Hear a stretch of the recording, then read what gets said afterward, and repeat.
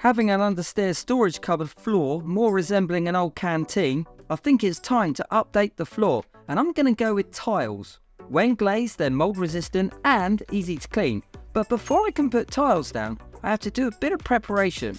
I'm going to get rid of this grout, as I should go right up to this point. Here I'm using self-leveling compound, and the great thing about it, it may be put down as thin as 1mm or as thick as 10mm. As the name suggests, self-leveling, well, it needs a bit of encouragement, either with a squeegee or a spike roller. I've gone for the latter. Now, the following day, the floor is nice and dry, and may I say no longer looks like an old canteen. With my thinking cap on, I'm now deciding how I'm going to tie in with the new tiles. Do I tile straight up to the old tiles? Do I add a white border with another tile? Or do I add a wood threshold? Or shall I make more work for myself and integrate them properly by removing some tiles? Yes, I've decided to get the power tools out and make more work for myself. On the plus side, there's a load of chipped tiles there, so I'm going to take them out as well, so I can put some new tiles down. Marking out the area on the tiles, so I can continue the same pattern as before. So now I'm working out my first cuts of many. Tiles date back to around 4000 BC, and they didn't used to cut them when dry. They used to use moulds or cut them before they dried. As I will not be putting skirting board down this side and it's up against an end panel, I've decided to polish the end off to make it look nice. Made up some tile adhesive. I've decided on both sides to cut the bottom of the door stops out. 3 cuts into the tile, and I can slide the tiles into place to give it a cleaner look, make it flow more into the cupboard. Here I turn the tile upside down like you would do to lay laminate flooring, take the side out near the wall. Nice and simple, just tile the cupboard and then use some grout to fill in the gaps. Now it's time to tidy the edge between the tile and the wall, and I'm going to use skirting board. I'm going to use 2 techniques. One side I'm going to screw it to the wall and hide the screws with dowels, and on the other side I'm just going to stick it.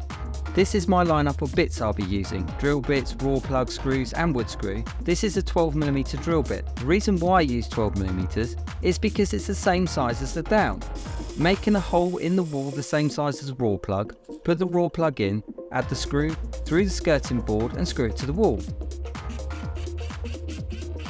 With a cut piece of dowel, I've added some wood glue and I've put it into the skirting board with a bit of encouragement.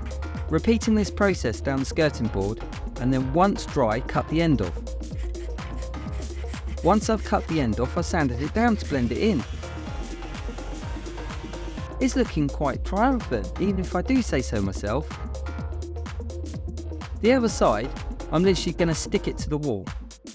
The bottom bit I'm going to mitre my edges in, so I mark it out using an offcut of skirting boards. Now I've got my outline, I just need to cut it out. I've used clear silicone to go around the bottom of the skirting boards and tiles. I'm going to use the rest of the silicone to stick this skirting board into place.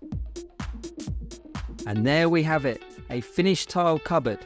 I've used decorator's caulk on the top and I've treated the wood with 2 layers of wood oil. Now it's resembling more of a cupboard, somewhere you would want to store food. As you can see on the right hand side, I've made bespoke shelving. Just use some shelf brackets on the wall with a cut piece of wood acting as a shelf. And in this gap here, I'm going to make a bespoke shoe shelf using some offcuts of wood, a door lining and pallet wood. A very simple design consisting of 4 screws either side to secure it in. Using a couple of screws and washers, securing it onto 2 L brackets on the wall to hold it into place. And now I've made a little shelf I can get a couple of pairs of shoes on. Using the same principle for the dowel, I came up with an innovative design for my hoover bits. I've also made a utensil hanging rack. I purchased a holder for an iron and also a holder for a vacuum that I've secured to the wall. And there you have it, a finished tile cupboard. Easy to clean, a little bit of bespoke carpentry, and I've made the most out of this space. And now I can enjoy this space for years to come. Thank you for watching, goodbye.